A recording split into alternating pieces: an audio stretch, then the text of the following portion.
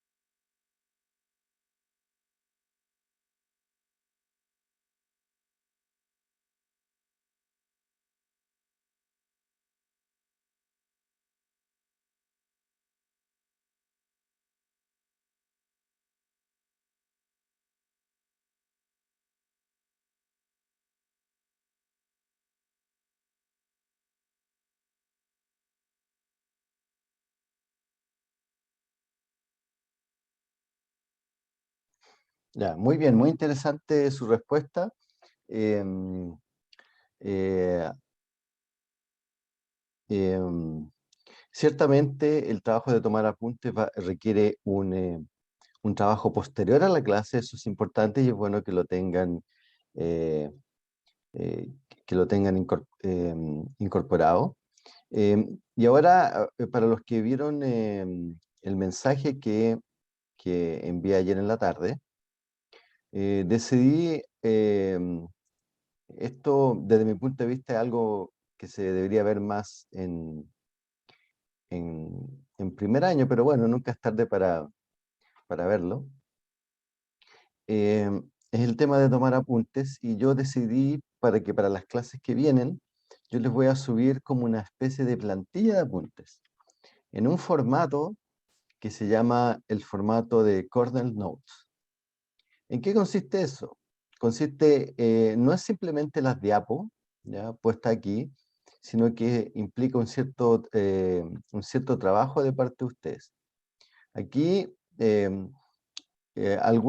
yo recomiendo para los que tengan impresora, imprimirlo, porque aparentemente, por algún motivo que desconocemos, funciona mejor el tomar nota así de manera eh, manual que digital, ¿ya? Pero bueno, en este mundo digital puede que algunos de ustedes se sientan cómodos con el tema digital. Yo en particular, a mí lo que haría con esto lo imprimiría y lo usaría así, ¿ya?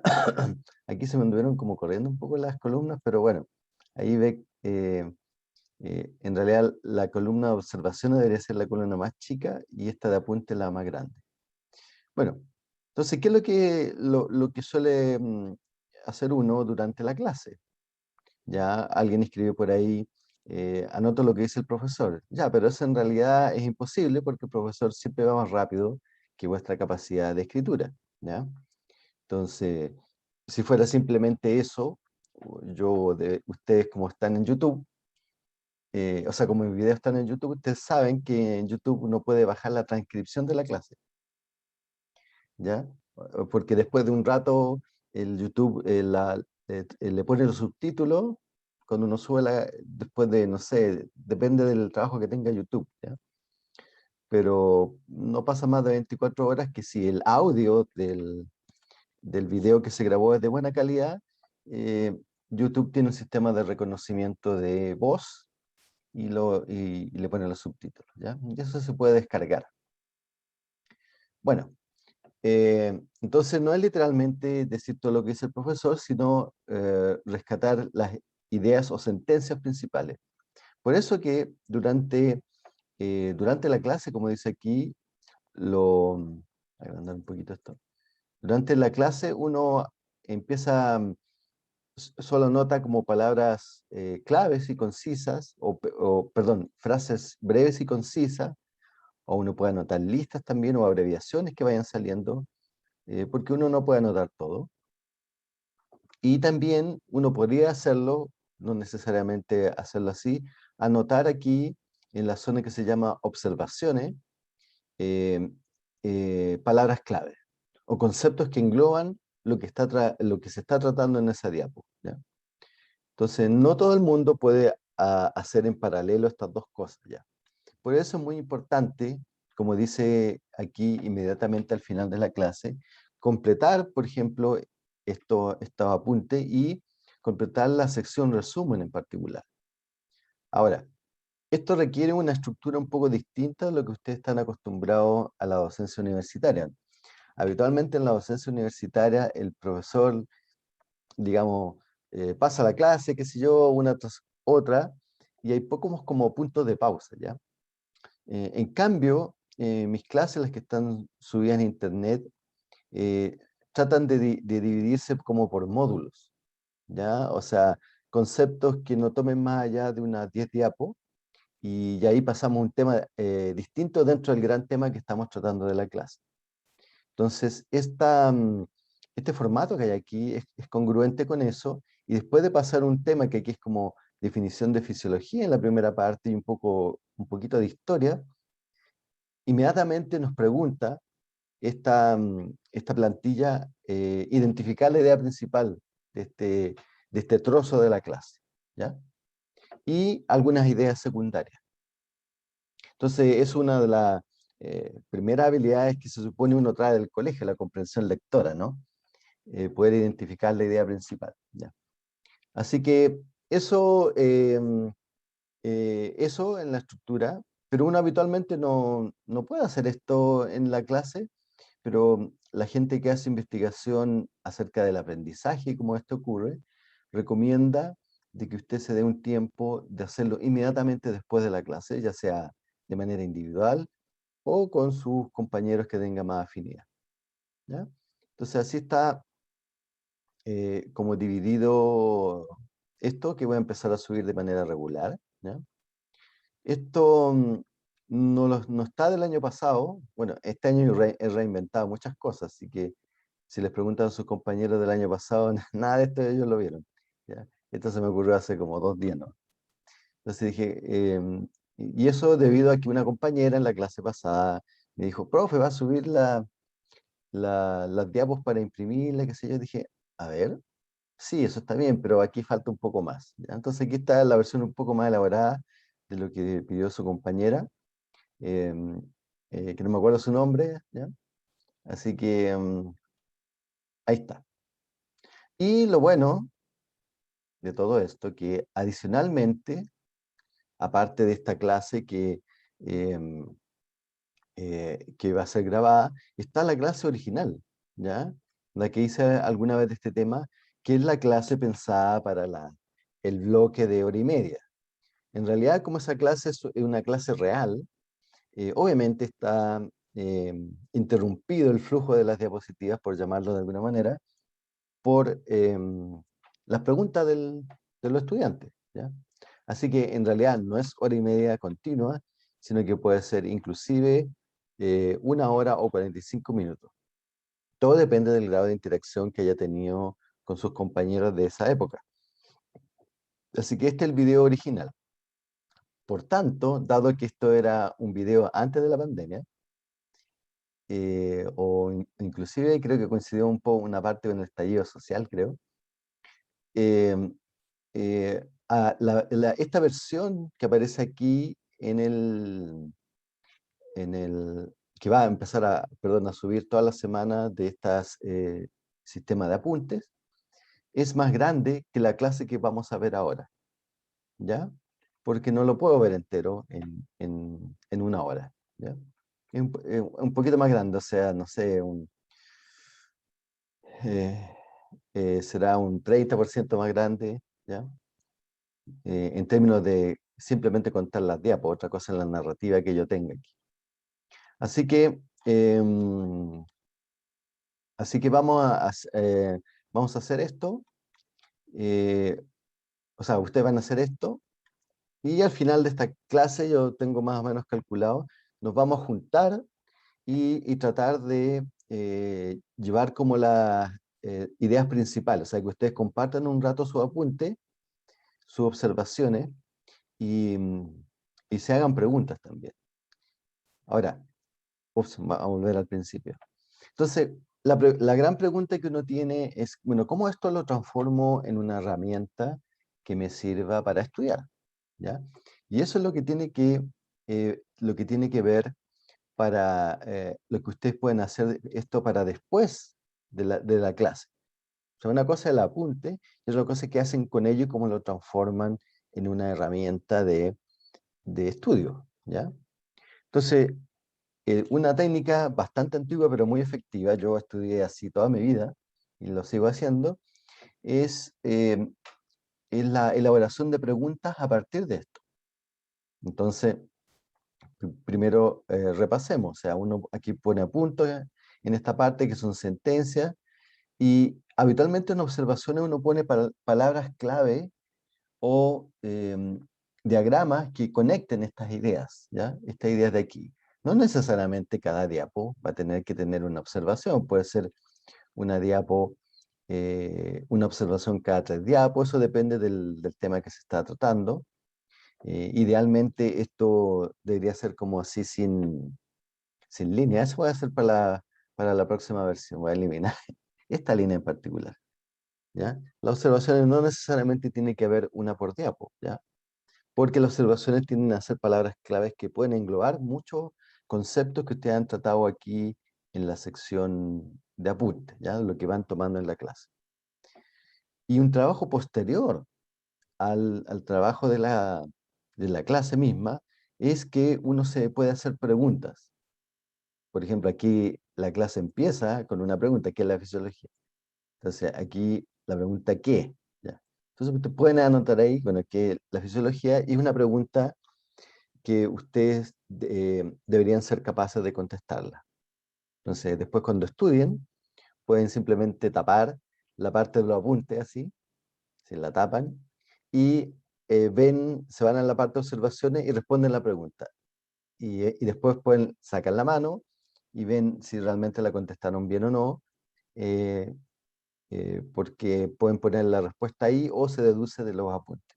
Entonces, esas son técnicas que sirven para estudiar y que sería bueno que a esta altura de vuestra carrera universitaria temprana las dominen.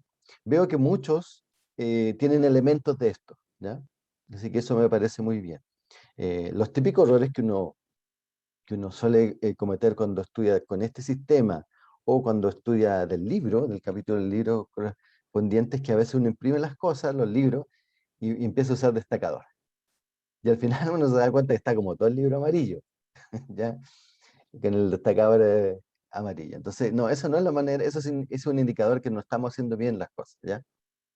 Hoy por hoy, los libros un poco más modernos tratan de ayudar un poco en eso y siempre vienen como con secciones de qué es lo más importante o notas destacadas, porque funcionan en esa lógica. Usted vio los detalles y al final aparece una cajita que dice cuál es la parte importante de este parte del capítulo que usted leyó, de esta subsección del capítulo.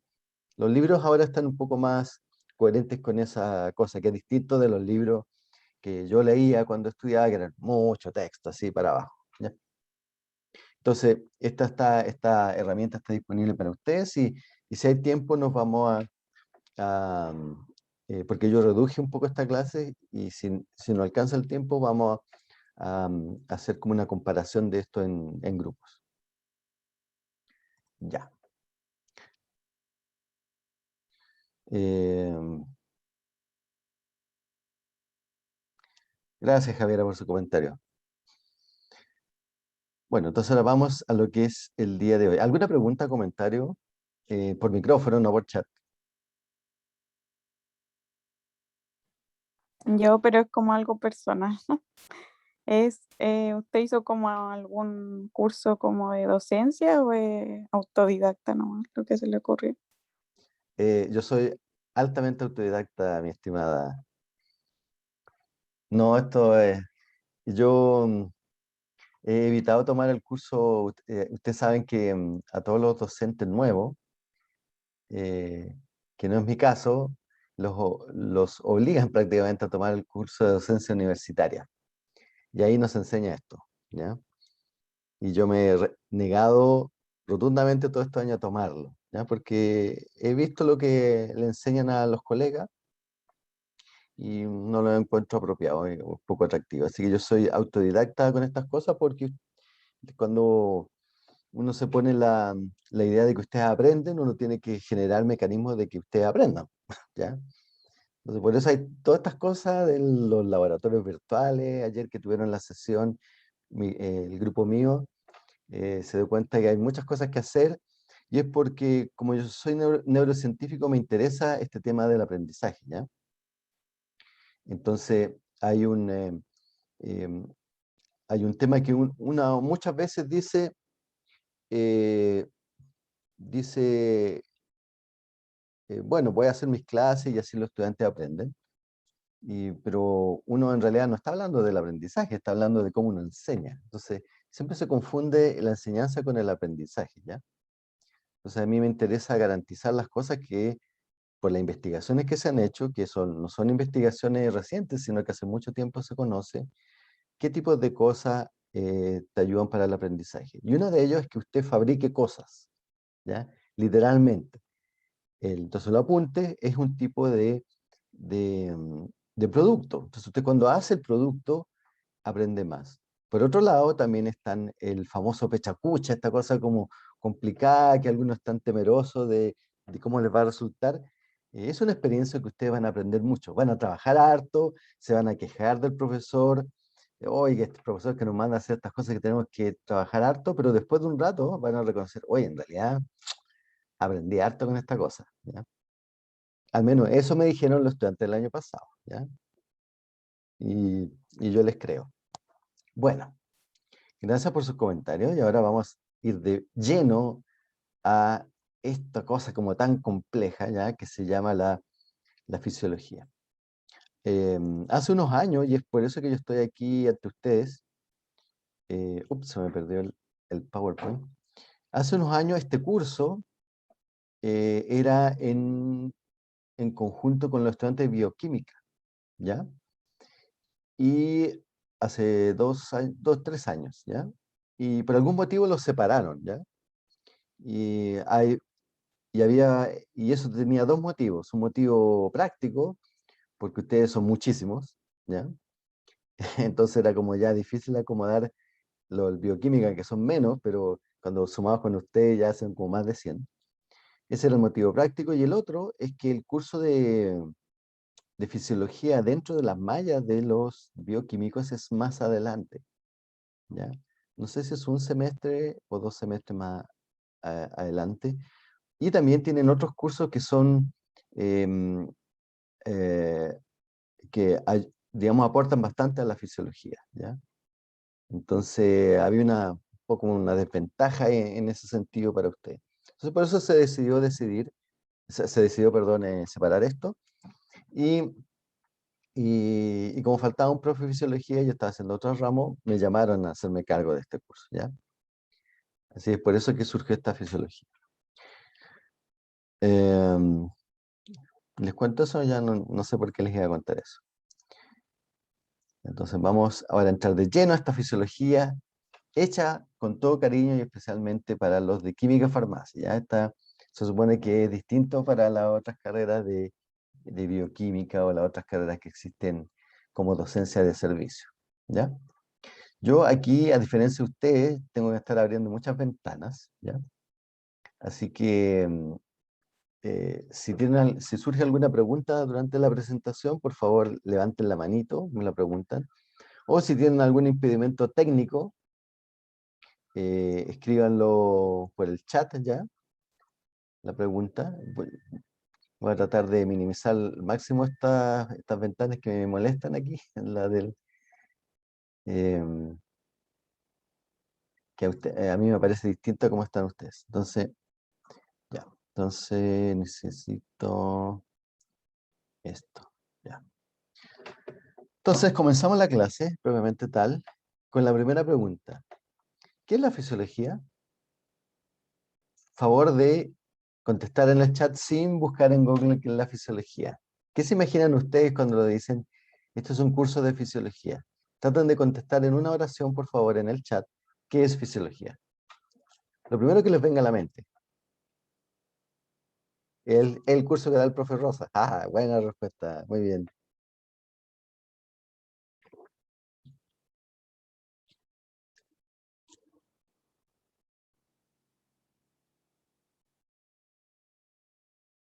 Estoy esperando sus respuestas por el chat. ¿Qué es fisiología?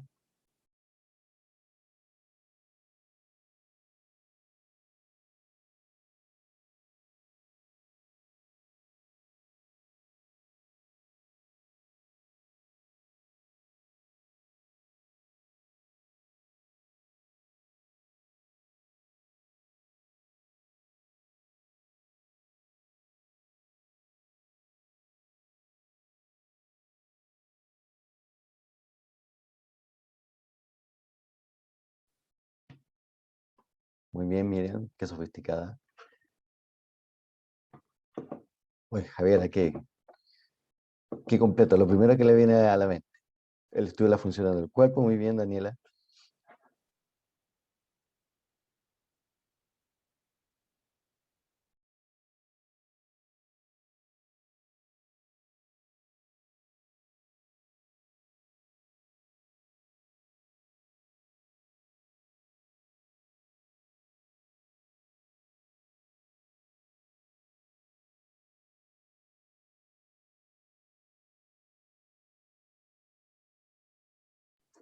Muy bien, gracias por su respuesta.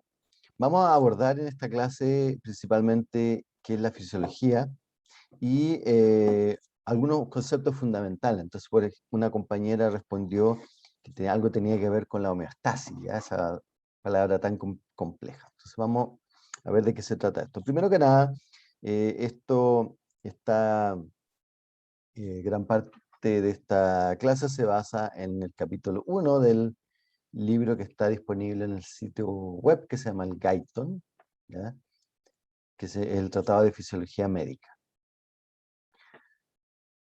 Entonces, como dijo uno de los compañeros, claro, la fisiología es un poco la unión de la física con la biología, y también alguien dijo que tiene que ver con las funciones de los organismos vivos, ¿ya? Entonces, por lo tanto, es una ciencia de la función, pero visto desde la parte física, ¿ya? Entonces, a ratos, nosotros vamos a ver ecuaciones de la física, vamos a ver muchos conceptos que tienen que ver con física precisamente, para el entendimiento de cómo funciona nuestro organismo y los sistemas de organismos, y los sistemas que conforman un organismo. Y es algo que viene desde hace mucho tiempo. De hecho, los grandes como fundadores del área de la fisiología es la que uno diría la escuela francesa, ¿ya? En este caso es el señor Claude Bernard, que se le puede considerar el padre de la fisiología moderna, porque él ya decía que para que un organismo exista como se le puede llamar un organismo vivo, tiene que haber una especie de equilibrio interno, ¿ya? Y se dio cuenta de que las variables del organismo que uno podía detectar en esa época, que era por ejemplo el latido del corazón, la presión sanguínea, siempre se mantenían estables. Entonces era como una condición de los seres vivos en mantener esa estabilidad del medio interno. Y bueno, y ese ser vivo que tiene ahí no estaba muy vivo, pero él tuvo la genialidad de descubrir que esas variables dejaban de estar presentes, dejaban de ser medibles, y el organismo no estaba vivo. Entonces, esto que puede ser tan obvio, bueno, siempre es obvio después de que alguien lo dice, pero antes de que él nos lo diga, no era obvio, de que cuando se interrumpe ese equilibrio de esas variables, ya no tenemos un ser vivo. Entonces, él se le considera como el fundador de la fisiología. Y un concepto súper importante de este equilibrio es el concepto de homeostasis, que es mantener el medio, es el nombre que se le dio a mantener este medio estable, en contra de las circunstancias del medio que van cambiando. O sea, nosotros tendemos a mantener una temperatura constante, a pesar de que ahora en la mañana estoy con chaleco, porque está un poco frío, pero en la tarde va a ser mucho calor. No voy a tener puesto este chaleco, seguramente una polera. Y no obstante, en ambas circunstancias mi temperatura interna va a mantenerse alrededor de los 37 grados o 36 grados, ¿ya? No interna, mi temperatura corporal, en orden entre 36 y 36,5. Entonces, eh, hay un cierto equilibrio, y este equilibrio propio de los sistemas eh, biológicos es dinámico, y es una reacción a los cambios del ambiente, em, y esta condición, el señor, el señor que se llama Walter Gannon lo denominó homeostasis, ¿ya? Que es una idea un poco más refinada del concepto de Claude Bernard, ¿ya? Y él la plantó, digamos, en un libro, ya que se llama La sabiduría del cuerpo, ¿ya? Y bueno, él desarrolló ese concepto. Pero el concepto de homeostasis, que significa homeo igual y estasis, quedarse quieto, no es simplemente una especie de concepto de equilibrio, ¿ya?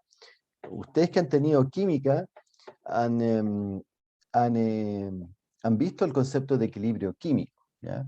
Que básicamente quiere decir que la energía que contienen los productos mueve esta reacción, eh, perdón, la energía que contienen los reactantes o reactivos, dependiendo del libro que usted lea, mueve esta reacción química hasta un estado de equilibrio con los productos, ¿ya? Entonces la energía propia, por ejemplo, de los enlaces químicos, si la reacción química tiene un delta G negativo, puede cursar espontáneamente, ¿ya? Y generar un estado de equilibrio, ¿ya? Ok, eso es lo que uno, a esta altura de vuestra formación, uno entiende más o menos con equilibrio, ¿ya? Pero los sistemas biológicos no es como un equilibrio de una reacción química, sino que más bien es un estado estable. Y a este estado estable, el señor Walter Gannon eh, lo llamó un estado estacionario. Entonces, un ejemplo básico de lo que sería un estado estacionado sería, por ejemplo, si ustedes están vertiendo agua en un recipiente que tiene una cierta altura acá, ese recipiente se va a mantener estable en eso si el flujo de agua que está cayendo acá es más o menos similar al flujo de agua que sale por acá. Es decir, la entrada es más o menos al igual a la salida. Es dinámico porque siempre hay flujo de agua, pero es estable en el tiempo porque se mantiene a un cierto nivel. Entonces ya hay una gran diferencia con equilibrio químico, ¿ya? No es algo estático que está determinado solamente por la energía de los participantes, sino que es algo dinámico. Y como mejor vamos a entender el concepto de estado estacionario, es este, que es básicamente lo mismo, pero aquí pone un factor relevante, que es que para mantener funcionando este nivel de agua acá, que sería nuestro estado estacionario, ¿verdad? Este nivel de agua acá estable, con el agua que está siendo vertida por esta bomba de agua, perdón, por esta pequeña cascada que viene de esta bomba de agua que está haciendo subir el agua por acá. Para mantener este equilibrio necesita algo muy importante acá, y por eso hay un enchufe que representa un aporte de energía. Entonces, ojo, gran diferencia con respecto a los equilibrios químicos. En los dos está involucrado la energía, por supuesto, porque si no, no ocurriría la reacción química, pero aquí necesita un aporte constante de energía para mantener este estado estacionario. ¿Ok? Entonces, ojo, uno tiende a pensar, y en los libros sale así, y uno como que se lo aprende de memoria, que el homeostasis es un estado de equilibrio, pero es un estado de equilibrio bien particular. Es un estado que llamamos estado estacionario. Es decir, hay una variable que se mantiene estacionaria en el tiempo, y de hecho me gusta harto este esquema, que, ojo, los esquemas son sabrosos, digamos, si uno los ve con detalle. Este esquema tiene olitas, ¿ya? Así que el dibujante no lo hizo por casualidad, porque dijo, puede dibujar agua, puede hacerle olitas. No, eso quiere decir que es algo oscilante, que se mantiene en torno a un cierto valor, ¿ya? Entonces, está muy bien este esquema que muestra que hay un aporte de energía constante para poder mantener este estado estacionario. Ahora, bueno, esta es la teoría, y todo este curso se trata, ya, hasta la última clase, de estudiar esto, ¿ya? ¿Cómo funciona este estado estacionario para una cierta variable que está siendo controlada? ¿Ya? Y, y, y el siguiente curso que van a tener en su malla, que es de fisiopatología, es ver esto mismo, pero cuando las cosas andan mal, ¿ya? Entonces, eso es todo. Les he resumido fisiología y fisiopatología en un par de frases. Y bueno, hablando del organismo, este equilibrio, este estado estacionario, ¿cómo se ve? Hay varios factores que están bajo control homeostático, ¿ya? Entonces aquí vamos a poner un concepto importante, control homeostático. Es decir, hay una variable que está siendo controlada mediante este mecanismo de homeostasis, y, y decimos que esa variable está bajo control homeostático. Pero profesor, ¿todas las variables del organismo están bajo control homeostático? No. Y eso es una diferencia súper importante que vamos a discutir en unos minutos más. Entonces, ¿qué cosas es importante tener? ¿Qué factores son importantes mantener bajo control homeostático? Los nutrientes, por supuesto. Si me faltan nutrientes, tengo que consumir más alimentos para aportar esos nutrientes, gases, necesito respirar, necesito eliminar los productos de desecho, ya necesito mantener el pH de las células, otro sal y el otro electrolito importante presente en el suero y en el líquido extracelular. Necesito mantener la temperatura, como dije hace unos minutos, y el volumen y la presión arterial, ¿ya? Son variables que factores que están sometidos a este control homeostático. Y aquí algunos ejemplos de cómo se miden las variables. Ahora, ojo, y eso lo vamos a discutir en unas clases más adelante. Aquí están puestos en unidades del sistema internacional. A ver, escríbanme en el chat cuáles son las unidades del sistema internacional, por favor. Profe. Ignacio, tiene una pregunta. No, nada.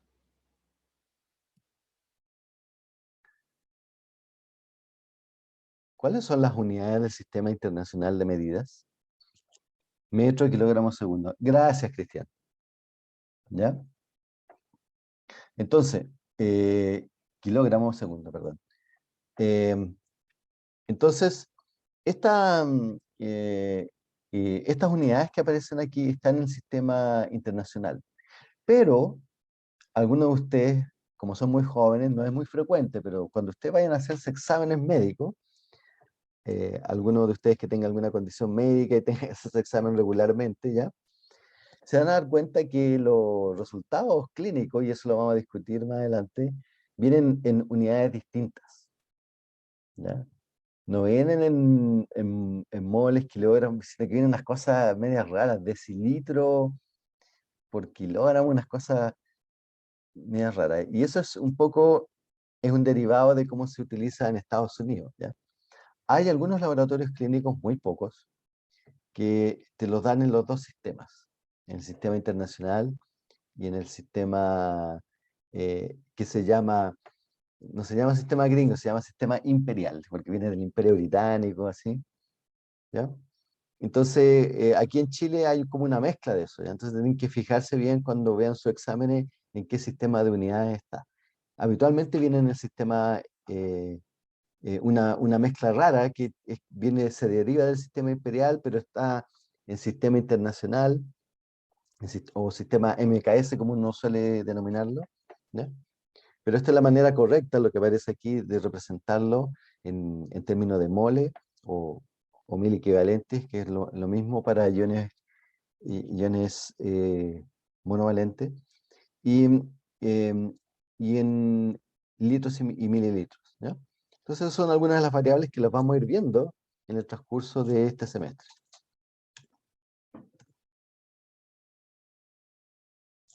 Ya, entonces hablamos de fisiología, hablamos de la homeostasis, pero vamos a hablar ahora del control, ¿ya? ¿Cómo se controla la homeostasis? Entonces, como lo mencionamos, ¿cuándo es necesario controlar? Cuando hay cambio externo e interno. Puse el ejemplo de la temperatura, ¿ya? Y eso significa que cuando hay cambios en el medio externo, eso nos tiende a alejar de la homeostasis, ¿ya? Alejarnos de ese estado de equilibrio, entonces nuestro cuerpo tiene que reaccionar y para eso tiene que haber un sistema que lo controle, que controle la homeostasis. Entonces, las cosas obvias que debería tener ese sistema, aquí no la hemos puesto en su contexto, pero tiene que haber un receptor, es decir, una especie de sistema que sea capaz de censar el valor de la variable, ¿ya? Entonces, si esta variable eh, sube un poquito, yo tengo que ser capaz de medirla. Por ejemplo, si sube mi temperatura interna, tengo que ser capaz de medirla. Tiene que haber un centro de integración, es decir, algo que tome ese valor medido por el receptor y lo compare con respecto a algo, una variable interna, ya vamos a ver cómo se llama, que nos dice, uy, se pasó el valor, está muy arriba, uy, se fue muy para abajo. Entonces hay que hacer cosas con eso, con ese cambio, con esa diferencia. Y obviamente, una vez que se detecta esa diferencia, yo tengo que tener respuestas. Respuesta a nivel celular, desde células únicas, o a nivel de tejidos completos que necesitan modificarse, necesitan reaccionar a estos cambios para poder regular mi homeostasis, ¿ya? Para mantener esa variable en un cierto rango, ¿ya? Y eso es como visión general. Ahora, ¿cómo lo organizamos esto? ¿Ya? Entonces, primero que nada, un típico sistema de control, ¿ya? Es lo que va a pasar con un auto que va subiendo una colina, ¿ya? Resulta que si el auto quiere mantener la velocidad, esto está en inglés, ¿ya? Millas por hora, ¿ya? mph, 60 millas por hora, ¿ya?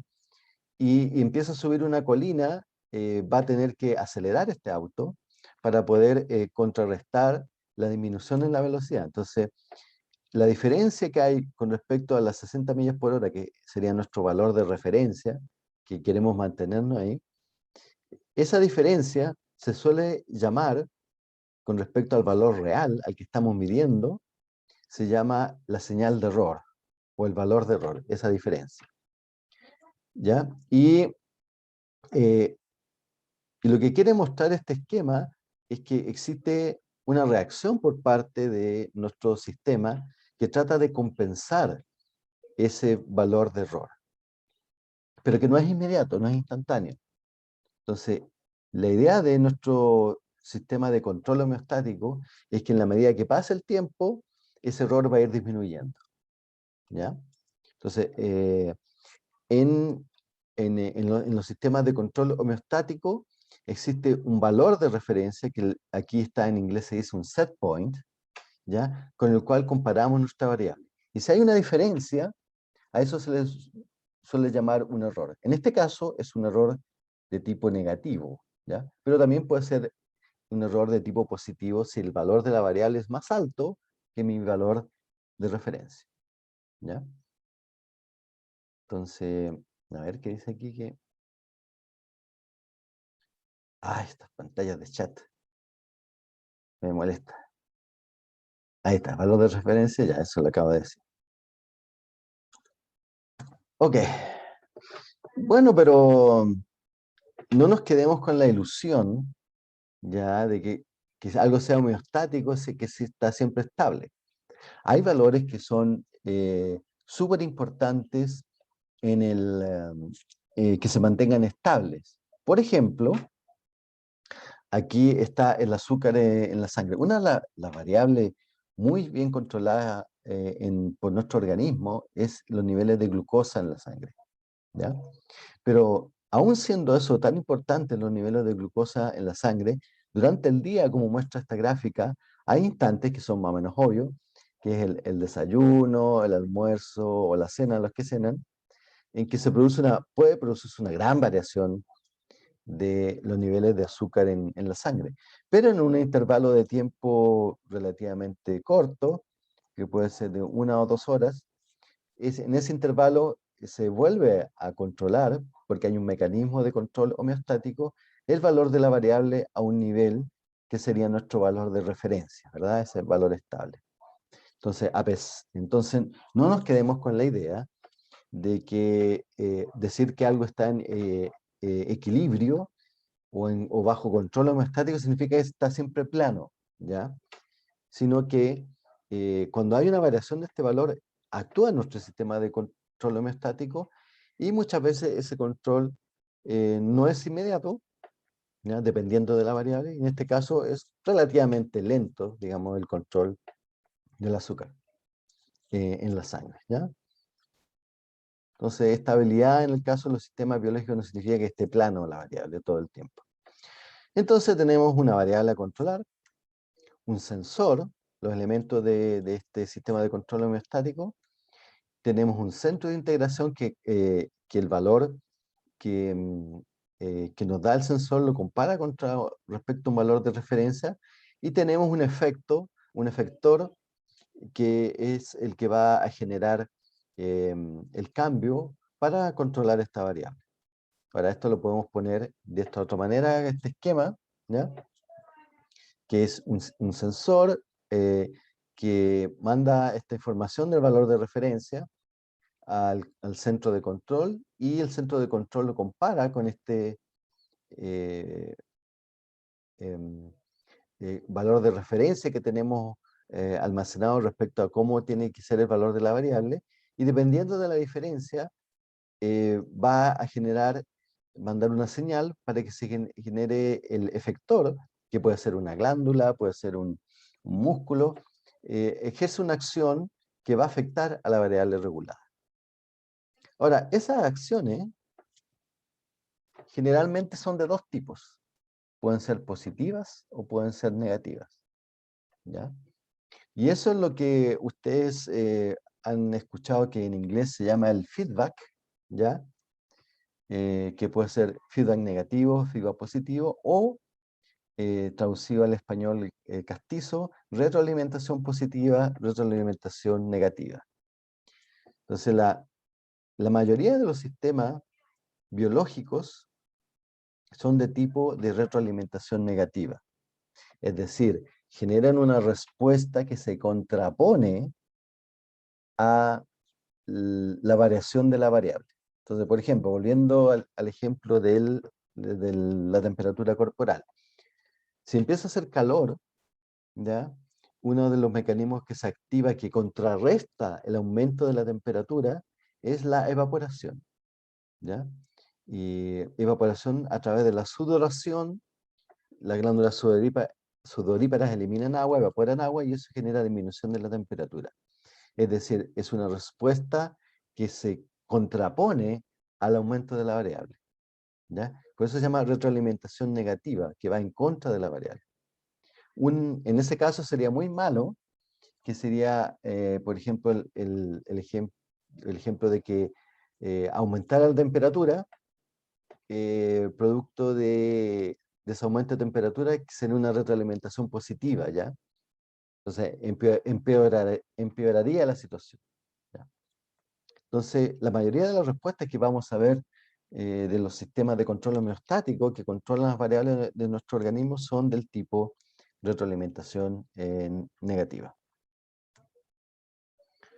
Entonces, siempre me adelanto a las diapos, ya que ya me las sé de memoria.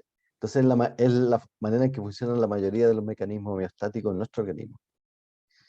Entonces, el producto o el efector más bien de esta vía es inhibir o apagar la señal original, es decir, que se está en contra de la señal. Bueno, ¿qué sistemas están involucrados en el control homeostático?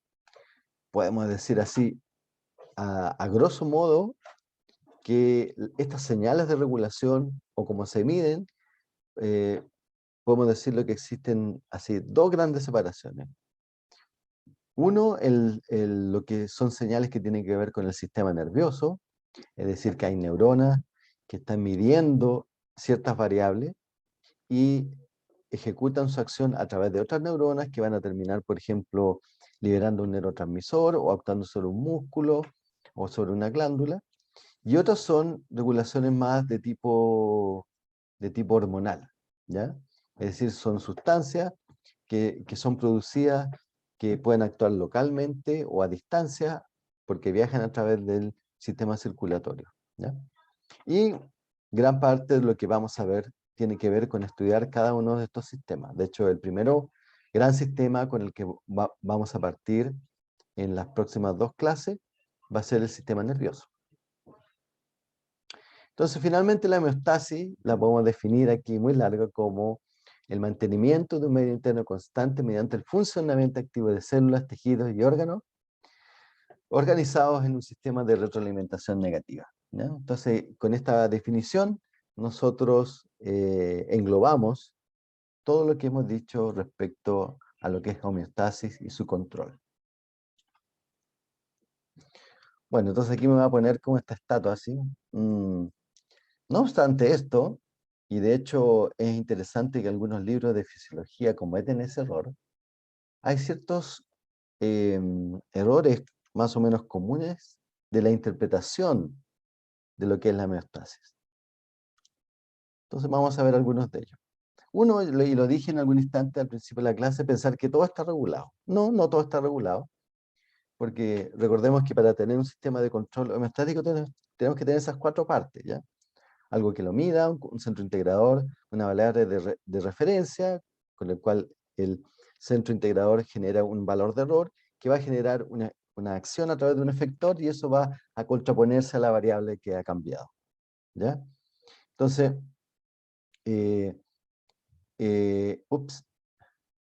un ejemplo de eso, de variable que no está regulada homeostáticamente, es curiosamente la frecuencia cardíaca.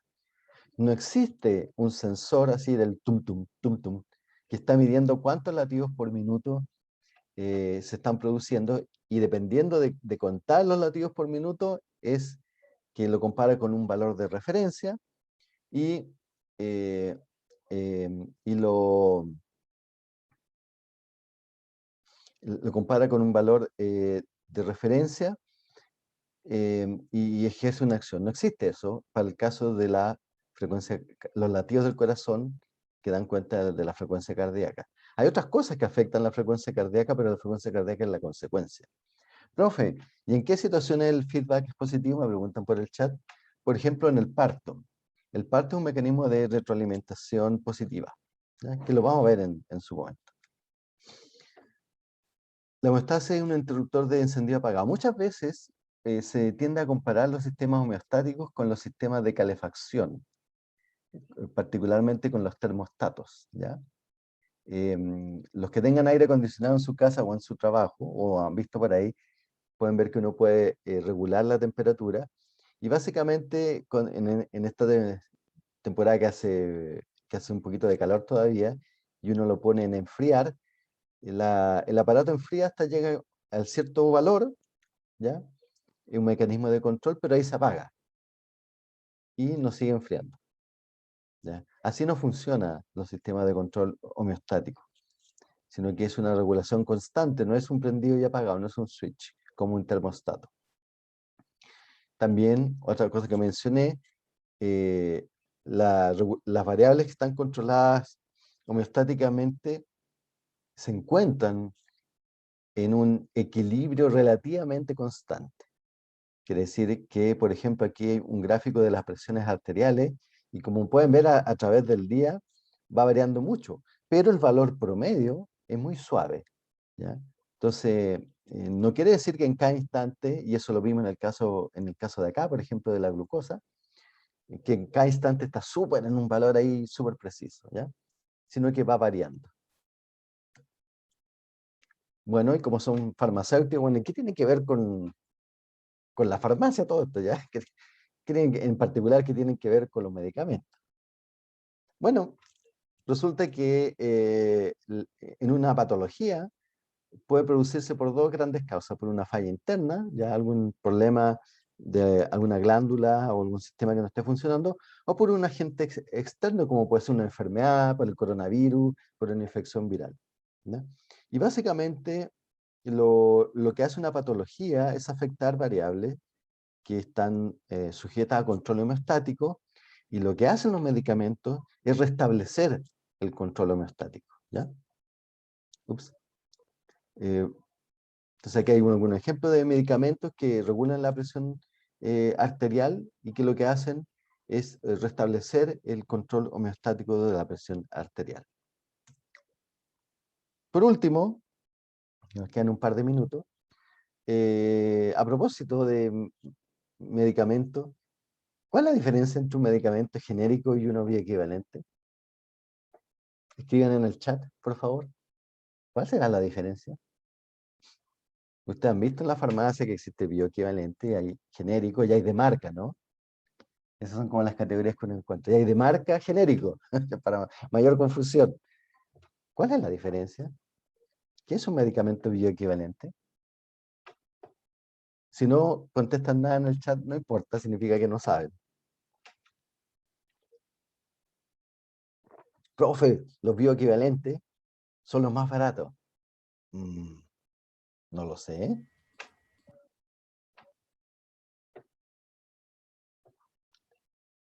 Ya, Se supone resulta. que...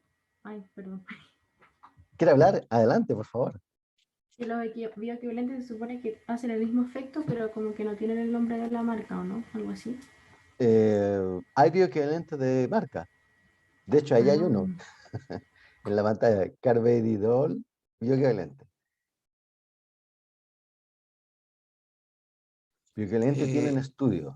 Ah, por se, ahí. se podrían considerar bioequivalentes a aquellos que tienen un principio activo similar al original. Mm, bueno, la aspirina es igual en todos lados, pero eso no la convierte en bioequivalente. Ya, entonces como queda poco tiempo, vamos a hacernos cargo de esta pregunta. Eh, un eh, medicamento bioequivalente, a ver, ¿está en la diapo? Ya. Un medicamento bioequivalente es aquel que tiene estudios de bioequivalencia. Ustedes cuando tengan más adelante sus cursos de farmacología, van a estudiar cosas como la farmacodinámica, la biodisponibilidad y otras propiedades de los medicamentos, que son estudios que se hacen para esa formulación en particular del medicamento. Ustedes van a escuchar hablar de los estómagos artificiales y de los estómagos artificiales, por ejemplo, que son donde se simula el paso del medicamento hasta el estómago, y cuánto de eso efectivamente lo puede absorber la persona, ¿ya? Entonces, eso es. Ahora, se suponía, y eso es de la ley Fármacos 1, ¿ya?, que los bioequivalentes iban a ser más baratos, ¿ya? Pero no pasó eso, ¿ya? Pero lo más importante en los bioequivalentes es el siguiente, que si usted tiene dos medicamentos bioequivalentes, por ejemplo, aquí hay un bioequivalente genérico, que es muy barato, y un bioequivalente de marca, ¿ya?, que es muy caro, pero que los dos son bioequivalentes. Significa que si usted está tomando el omeprazol, ¿ya?, y compró el bioequivalente de marca, ¿ya?, y por algún motivo se le acabaron las pastillas, ¿ya? No necesita una nueva receta médica para seguir con el tratamiento, porque como es bioequivalente, usted se puede cambiar al bioequivalente de otra marca, porque los dos han sido estudiados, y para esa formulación, que en este caso es cápsula de 20 miligramos, los dos tienen estudios de bioequivalente, y eso significa que son intercambiables, ¿ya? Entonces usted puede seguir el tratamiento con un medicamento y después usted se puede cambiar, y para eso no necesita receta médica. Y si alguien reclama en la farmacia, usted habla con el farmacéutico. Dice, oye, estos son equivalentes, son intercambiables. Y él va a decir, oh, este cabro cacha, o cabra, dependiendo, cacha esto de la bioequivalencia. Claro, eso quiere decir que dos medicamentos que sean bioequivalentes son intercambiables, porque los dos han sido sometidos a estudios de bioequivalencia para esa formulación. Y si para esa formulación son los dos bioequivalentes, son intercambiables. Entonces, esa es la consecuencia de tipo farmacéutica, ¿ya? Entonces, con esto cerramos la clase de hoy día, nos alcanzamos a revisar los apuntes, pero eso lo vamos a ver la próxima vez que nos juntemos. Y recuerden, hay un ligero problema con los videos que alguien me escribió ayer, que efectivamente comprobé que había un problema, voy a trabajar en eso hoy día. Entonces, si pueden ver los videos interactivos después, pueden descargar el PDF de esto, que es distinto al apunte que yo les pasé, que tiene las diapos, pero tiene preguntas para estudiar. El apunte para escribir no tiene preguntas, ¿ya? Así que llegamos a la hora, nos pasamos de hecho, así que les vaya bien, ¿ya? Y las preguntas las dejamos para la próxima clase, o para el chat. Profesor, Dígame. tengo una consulta respecto a eso como mini controles, no sé cómo llamarlo. ¿Se le puede llamar mini controles o algo así? Sí. La nota que sale ahí no es para... No, sí, no, sé que no vale. Pero hay que hacerlo igual porque después hay que hacer la PEP y todo eso. Claro. Pero, ¿esos se van a activar por clase o todos van a estar activados al mismo tiempo? No entendí esa cuestión. Se activa una vez que usted vea el video interactivo de esa sesión. Ok. Y están ocultos el resto, hay como 2 nomás. Ya, eso sería. Gracias. Ok.